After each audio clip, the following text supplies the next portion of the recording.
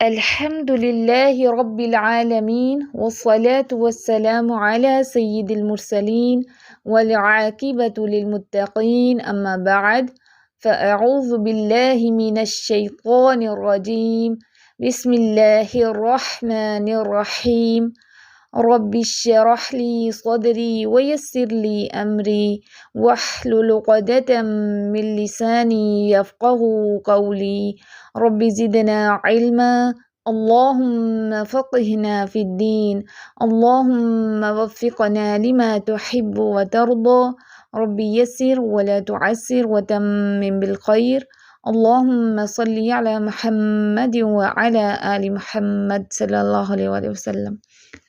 السلام علیکم ورحمۃ وبرکاتہ۔ کیسی ہیں آپ سب؟ امید کرتی ہوں ایمان اور عمل کی بہترین حالتوں میں ہوں گی انشاءاللہ تعالی۔ اللہ سبحانہ و تعالی ہم سب کو خیر و عافیت سے رکھے اور حسن خاتمہ نصیب فرمائے، آمین اللہم آمین۔ آج ہم علم تجوید کے 10 بنیادی اصول اور تلاوت قرآن مجید کے آداب پڑھیں گے انشاءاللہ۔ مبادئ علم التجوید، تجوید کے بنیادی اصول یا پرنسپلز آف تجوید۔ تلاوت قرآن مجید کا بھرپور اجر و ثواب کس بات پہ ڈیپینڈ کرتا ہے؟ اس بات پہ کہ تلاوت پورے قواعد و ضوابط اور اصول اور آداب کے ساتھ کی جائے، یعنی جتنا زیادہ آپ ان چیزوں کا خیال رکھیں گے کہ تلاوت صحیح کریں، آپ اس کے مقاصد پورے ہوں، جو اصول اور آداب ہیں وہ میکسیمم پورے کریں، تو جتنا زیادہ یہ کریں گے اتنا زیادہ انشاءاللہ اللہ کی اذن سے اجر زیادہ ملے گا۔ قرآن کریم کی صحیح تلاوت کا طریقہ جاننا اور سیکھنا ضروری ہے، اسے علم تجوید کہتے ہیں۔ ہر مسلمان کے لیے ضروری ہے کہ وہ علم تجوید کے بنیادی قواعد، بیسک پرنسپلز آف رولز کو جانے، ان کا علم حاصل کرے۔ ویسے بھی کوئی شخص اگر کسی بھی علم کو سیکھنا چاہے تو پہلے اس علم کے اصول جاننے چاہیے تاکہ درست طریقے سے اس علم کو حاصل کیا جا سکے۔ کسی علم کے شروع کرنے سے پہلے جن معاملات کا، جن امور کا، جن باتوں کا جاننا ضروری ہوتا ہے انہیں مبادئ کہتے ہیں۔ تجوید کے علم کے بھی کئی اصول ہیں جن کا سمجھنا یا علم میں ہونا ضروری ہے۔ ان اصولوں کو مبادئ علم التجوید یا تجوید کے بنیادی اصول یا انگلش میں پرنسپلز آف تجوید کہتے ہیں۔ علم تجوید کے اصول جن کا سمجھنا یا علم میں ہونا ضروری ہے ان کو مبادئ علم التجوید یا تجوید کے بنیادی اصول کہا جاتا ہے۔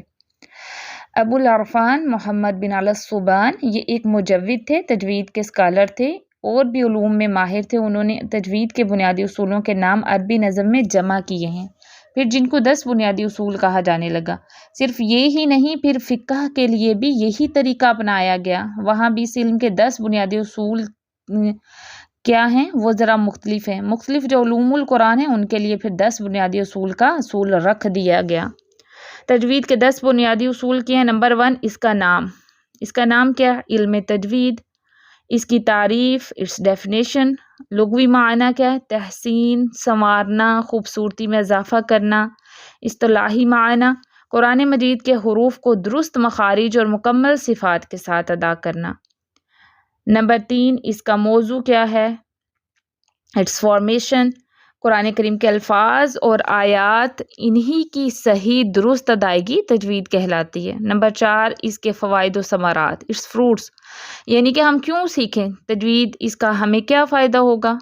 بہت سے مقاصد ہو سکتے ہیں، ایک خاص بنیادی مقصد اس علم سے تلاوت قرآن کے دوران زبان غلطیوں سے محفوظ رہتی ہے اور تلاوت درست ہوتی ہے۔ اس علم کو سیکھنے کا فائدہ ہے کہ قرآن مجید جس کا حق ادا کرنا ہم سب کا فرض ہے، تو اس کا جو پہلا حق ہے اس کی درست تلاوت کرنا، آیات کو صحیح طرح ادا کرنا، وہ انشاءاللہ اس علم کے سیکھنے سے ہمارا وہ مقصد پورا ہوگا۔ نمبر 5، اس کی فضیلت، اس کا مقام و مرتبہ کیا ہے؟ یہ افضل و اشرف ترین علوم میں سے ایک علم ہے، یعنی بہت بلند مرتبہ علم ہے۔ اس کے فضائل بہت زیادہ ہیں کیونکہ اس کا تعلق کلام اللہ سے ہے۔ کیوں یہ علم اتنا افضل و اشرف ہے؟ کیونکہ اس کا تعلق اللہ کے کلام سے ہے۔ نمبر 6، اس کی نسبت، یعنی یہ علم کیا ہے، کہاں سے ہے؟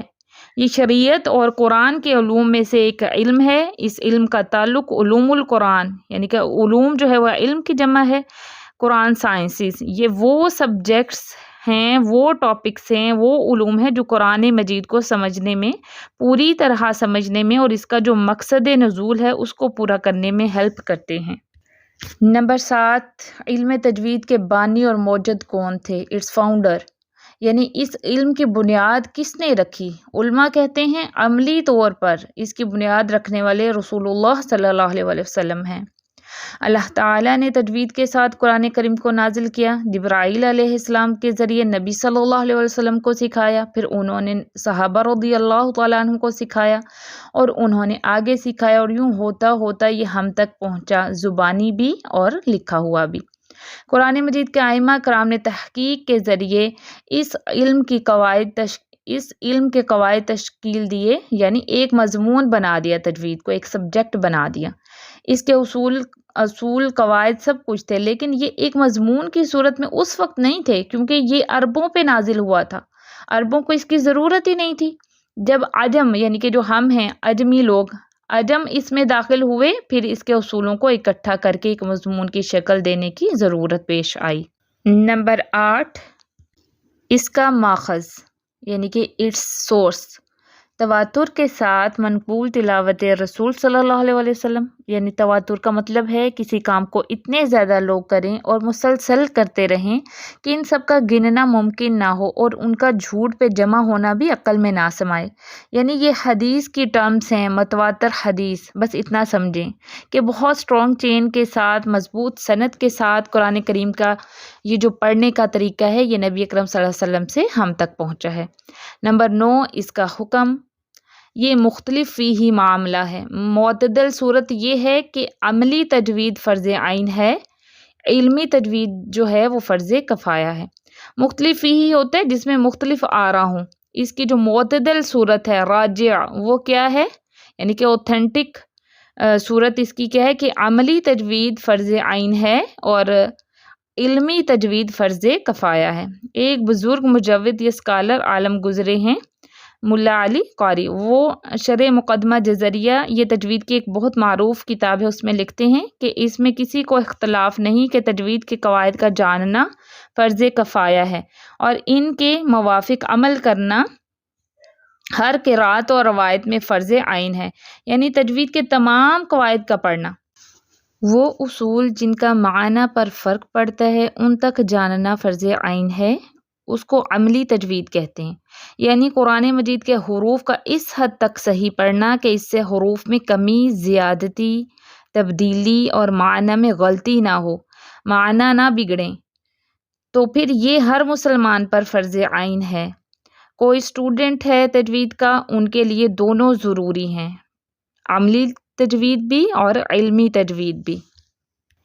نمبر 10، اس کے مسائل یا قواعد، اٹس پرنسپلز، مخارج الحروف کا علم، حروف کی صفات کا علم، حروف کی ترکیب کی وجہ سے تبدیل ہونے والے احکام کا علم، اوقات کی پہچان اور ادائیگی، زبان کی مشق و ریاضت اور کثرت تکرار، یعنی کہ بہت زیادہ پریکٹس کرنا۔ یہ تھے 10 بنیادی اصول، مبادئ علم التجوید۔ اب ہم انشاءاللہ تلاوت قرآن مجید کے آداب پڑھتے ہیں۔ قرآن مجید چونکہ خاص کلام اللہ ہے، اس کے نزول کے خاص مقاصد ہیں، یہ ایسے ہی نہیں اللہ تعالیٰ نے دنیا میں بھیج دیا، اس کو ایسے ہی نہیں نازل کیا بلکہ خاص مقاصد کی وجہ سے نازل کیا، لہٰذا اس کی تلاوت کے کچھ مخصوص آداب ہیں جن کو ملحوظ رکھنا ضروری ہے۔ تلاوت قرآن مجید کو بجا لانے سے انشاءاللہ تلاوت قرآن مجید کے مقاصد پورے ہوں گے۔ مثلاً اس کا مقصد کیا ہے کہ ہم اس پر غور و فکر کریں، اس سے نصیحت، ہدایت حاصل کریں، جو اس میں ہمارے لیے اللہ نے پیغام رکھے ہیں وہ پک کریں، ان کو اخذ کریں، اور اس میں جو مثالیں ہیں پچھلی قوموں کی، گنہگاروں کا انجام، ان سے عبرت پکڑیں اور ان جیسے کام نہ کریں وغیرہ وغیرہ۔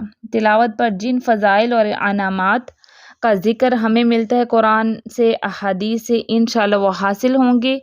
اسی طرح کسی حد تک ہم حق تلاوت کو پورا کرنے کی کوشش بھی کریں گے۔ یہ سارے ہمیں مقاصد کیسے ملیں گے؟ جب ہم اس کی تلاوت کے جو آداب ہیں ان کو ملحوظ رکھیں گے۔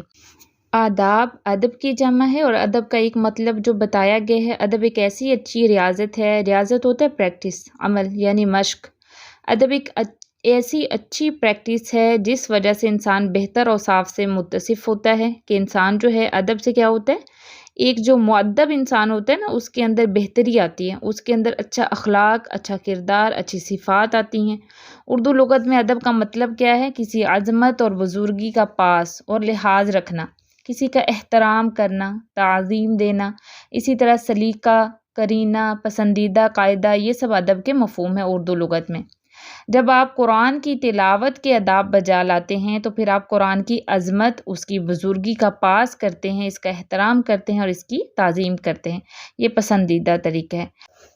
قرآن مجید کی تلاوت آداب کو بجا لاتے ہوئے کرنی ہے۔ قرآن کریم کی تلاوت کے 2 طرح کے آداب ہیں۔ نمبر 1 باطنی یا قلبی آداب، نمبر 2 ظاہری آداب۔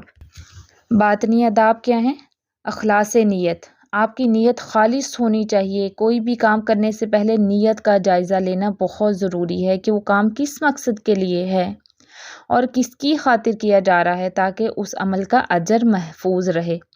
تلاوت قرآن مجید چونکہ ایک نیک عمل ہے اور عبادت ہے، اور ایک مسلمان کا ہر نیک عمل اور عبادت صرف اور صرف اللہ سبحانہ و تعالیٰ کے لیے ہونی چاہیے، لہٰذا تلاوت قرآن مجید سے مقصود اللہ تعالیٰ کی رضا ہو۔ سب سے پہلی ہماری نیت یہ کہ اللہ راضی ہو جائے، اس کے بعد یہ کہ تلاوت کے جو فضائل قرآن اور احادیث سے ثابت ہیں ہمیں وہ بھی مل جائیں، یہ بھی نیت کا حصہ رکھیں۔ ایک اچھے کام میں آپ کئی اچھی نیتیں کر سکتے ہیں، لیکن اس میں سب سے اوپر اللہ کی رضا ہونی چاہیے۔ اگر کوئی مسلمان اس کے علاوہ کسی اور مقصد کے لیے تلاوت کرتا ہے نا، جیسے کسی منصب یا رتبے کو پانے کے لیے، یا لوگوں کو امپریس کرنے کے لیے، خود کو نیک یا متقی کہلوانے کے لیے، یا کسی اور دنیاوی مقصد کے لیے، تو یاد رکھیں کہ وہ اپنے عمل میں پھر خالص نہیں ہے، اس کا عمل غیر مخلص ہوگا۔ دل کی حاضری، مکمل یکسوئی اور توجہ، نیت کو خالص کریں، کیونکہ کسی بھی علم کو سیکھنے کے لیے توجہ، یکسوئی، دل کی حاضری بہت ضروری ہے۔ تلاوت کرتے ہوئے بھی یہ بہت ضروری ہے کہ آپ کا دل اس طرف متوجہ ہو۔ اللہ سبحانہ و تعالیٰ کی تعظیم کا احساس، یعنی اس میں کس کا کلام میں کس کا کلام پڑھ رہی ہوں؟ سب سے عظیم ہستی کا، جو رب العالمین ہے۔ تو جس طرح وہ ہر مخلوق سے اوپر ہے تو اس کا کلام بھی ہر کلام سے اوپر ہے۔ قرآن مجید کے کلام اللہ ہونے کا یقین، کلام اللہ کی عظمت، اہمیت اور برتری کا احساس، معنی اور مفہوم کو سمجھنا، قرآن آیات سے دل کا متاثر ہونا۔ جب آپ کو مطلب سمجھ آئے گا نا، پھر ہی آپ کے دل تک قرآن مجید پہنچے گا اور آپ کا دل جو ہے وہ اس سے متاثر ہوگا۔ اور پھر اس سے کیا ہوتا ہے کہ اگر آپ نے کوئی خوف والی آیت پڑھی ہے تو آپ ڈر محسوس کرتے ہیں، ڈر جاتے ہیں۔ کوئی اگر خوشی والی آیت ہو تو آپ خوشی محسوس کرتے ہیں۔ یہ دل تک پہنچے گا تو ہی کیفیت ہو سکتی ہے نا۔ تو جب تک ہم اس کو سمجھ کر نہیں پڑھیں گے تو ہمارے دل کی یہ کیسے کیفیت ہو سکتی ہے، کیسے ہمارا دل متاثر ہو سکتا ہے۔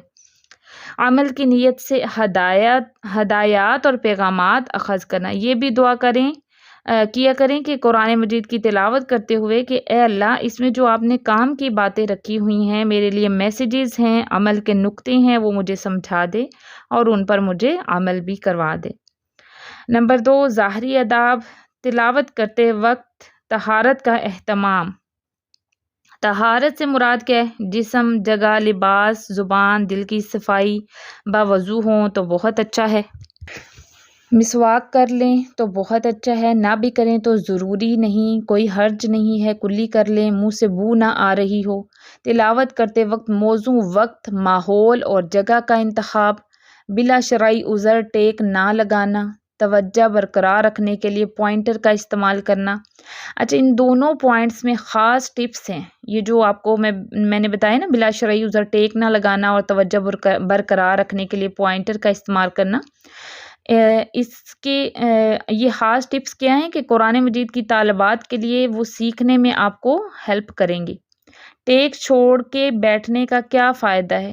یہ بیٹھنے کا ایک خاص انداز ہے، اس سے جو آپ کے پھیپھڑے ہیں نا ان کو پھیلنے کی جگہ ملتی ہے، یعنی ان کو زیادہ سپیس ملتی ہے پھیلنے کی، اور ان میں زیادہ ہوا بھری جا سکتی ہے۔ اس کا کیا فائدہ ہے؟ اس سے کیا ہوتا ہے، تلاوت کرتے ہوئے آپ لمبا سانس کھینچ سکتے ہیں، دوران تلاوت لمبا سانس کھینچ سکتے ہیں اور بلند آواز سے بھی پڑھ سکتے ہیں۔ پھر آپ سست نہیں ہوتے، فوکسڈ اینڈ الرٹ رہتے ہیں۔ پوائنٹر اس لیے رکھا جاتا ہے تاکہ آپ کی توجہ جو ہے اس جگہ پہ ہو، اس لفظ پہ ہو جو پڑھا جا رہا ہے، نگاہیں نہ بھٹکیں۔ تعوذ اور تسمیہ کا اہتمام، اس کا حکم سورۃ النحل آیت نمبر 98 میں ہے۔ کم از کم اس قدر آواز سے پڑھنا کہ اپنے کان تلاوت سن سکیں۔ یہ بہت امپورٹنٹ ہے کہ آواز کے ساتھ تلاوت کرنا، یعنی اتنی آواز کے ساتھ تلاوت کرنا آداب تلاوت میں شامل ہے کہ خود آپ کے اپنے کان سن سکیں، کیونکہ علماء کہتے ہیں کہ پڑھنے کے معنی یہ ہیں کہ تلاوت یا قرات کے معنی یہ ہیں کہ آواز کے ذریعے حروف ادا ہوں، صرف ہونٹ نہ ہلیں، آواز کے بغیر نہیں پڑھنا۔ امام نووی رحمہ اللہ علیہ وہ کہتے ہیں کہ قرآن کریم کی تلاوت یا تو بلند آواز سے ہوگی، زور سے، جس سے احکام تجوید صاف ظاہر ہوتے ہوں، یا آہستہ کی جاتی ہے جس میں پڑھنے والے کو کم از کم اپنی آواز سنائی دے۔ امام نووی رحمہ اللہ علیہ وہ کہتے ہیں کہ قرآن کریم کی تلاوت یا تو بلند آواز سے ہوگی، زور سے، جس سے احکام تجوید صاف ظاہر ہوتے ہوں، یا آہستہ کی جاتی ہے جس میں پڑھنے والے کو کم از کم اپنی آواز سنائی دے۔ قرآن پر صرف نظر جما دینا یا اس کے الفاظ کو ان حصوں کو حرکت دیے بغیر دیکھنا جو اس کے تلفظ میں کام آتے ہیں، یعنی قرآن مجید کے حروف کو اس کے مخارج اور صفات کے ساتھ نہ ادا کرنا، تلاوت یا قرات نہیں کہلاتا، بلکہ اسے اطلاع یعنی دیکھنا کہتے ہیں۔ سری نماز ہو یا جہری نماز ہو، تلاوت اگر آپ اونچی کر رہے ہیں یا آہستہ کر رہے ہیں، ان ساری صورتوں میں اتنی آواز سے تلاوت کی جائے کہ جس میں پڑھنے والے کے اپنے کان اس کی آواز سن سکیں۔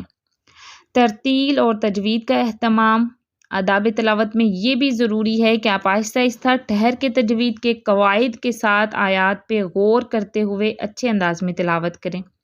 دوران تلاوت بلا وجہ گفتگو نہ کرنا، یعنی کہ عادتاً بولنا یا بلا وجہ بلا ضرورت بولنا، یہ بالکل پسندیدہ نہیں ہے۔ ضرورتاً بات کرنی پڑے تو ضرور کریں، مختصر کرنے کی کوشش کریں بات، اور پھر سے دوبارہ تعوذ کے ساتھ اپنی تلاوت کا دوبارہ آغاز کریں۔ عذاب اور وعید والی آیات پر اپنے گناہ یاد کر کے رونا۔ قرآن مجید میں ایسے بہت سے قصے ہیں گنہگار لوگوں کے کہ پچھلی قوموں کے کہ ان پر عذاب آیا، تو وہ کس لیے رکھے گئے ہیں قرآن کریم میں؟ تاکہ ایک مقصد یہ کہ ہم ان جیسے نہ ہوں، اور اگر ہم بھی وہی کام کر رہے ہیں تو ہم اس پہ ڈریں، اللہ سے توبہ کریں، اللہ سے رجوع کریں، اپنی اصلاح کریں۔ عبرت یہی ہوتی ہے نا کہ کسی کے برے انجام سے اپنی اصلاح کرنا، اپنے لیے سیکھ لینا۔ قرآن مجید پڑھ کے رونا یہ اللہ والوں کا شیوا ہے، یہ نیک لوگوں کی پہچان ہے۔ نبی صلی اللہ علیہ وآلہ وسلم سے زیادہ نیک کون ہوگا؟ وہ بہت رویا کرتے تھے قرآن مجید کی تلاوت کرتے ہوئے۔ تلاوت سنتے وقت خاموشی اور توجہ سے سننا۔ الاعراف آیت نمبر 204 میں اللہ تعالیٰ نے اس کا حکم دیا ہے، اور جب قرآن مجید پڑھا جائے تو اس کی طرف کان لگایا کرو اور خاموش رہا کرو تاکہ تم پر رحمت کی جائے۔ قرآن مجید کو تکیہ نہ بنانا، یعنی قرآن مجید پہ اپنی کوئی بک نہیں رکھنی۔ قرآن مجید پہ آپ قرآنی دعائیں تو رکھ سکتے ہیں، لیکن آپ نے اپنی کوئی بک نہیں رکھنی، اپنے ہاتھ نہیں رکھنے، بلا وجہ اپنی کوہنی نہیں رکھنی، اپنا سر نہیں رکھنا، یہ قرآن کے احترام کے خلاف ہے۔ اللہ کا کلام ہے، یہ تمیز بہت ضروری ہے، نہ ہی اس کو نعوذ باللہ نیچے زمین پہ کرنا ہے۔ تلاوت مکمل کرنے کے بعد دعا مانگنا، ہر نیک عمل جو جائز دعا ہوتی ہے اس کو لے کے اوپر جاتا ہے۔ قبولیت کے لیے تو تلاوت قرآن مجید بھی بہت نیک عمل ہے، اگر درست نیت کے ساتھ درست طریقے سے کی جائے تو اس لیے پھر اس کے بعد کیا کرنا ہے؟ دعا مانگنی چاہیے، دعا بھی مانگیں۔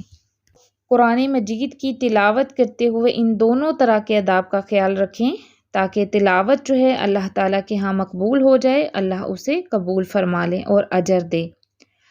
امید کرتی ہوں آج کا لیسن، آج کا لیکچر آپ کو سمجھ آ گیا ہوگا۔ اس ویک کا آپ کا ہوم ورک ہے، آپ نے سب سے پہلے تو اپنے نوٹس کمپلیٹ کریں، اس کے بعد کسی ایک کے ساتھ اپنے نوٹس جو ہیں وہ شیئر کریں، جو تلاوت کے لیے آیات دی گئی ہیں انہیں اچھے سے پریکٹس کر کے گروپ میں شیئر کریں۔ سبحانک اللہم و بحمدک نشہد ان لا الہ الا انت نستغفرک و نتوب الیک۔ السلام علیکم ورحمۃ اللہ وبرکاتہ۔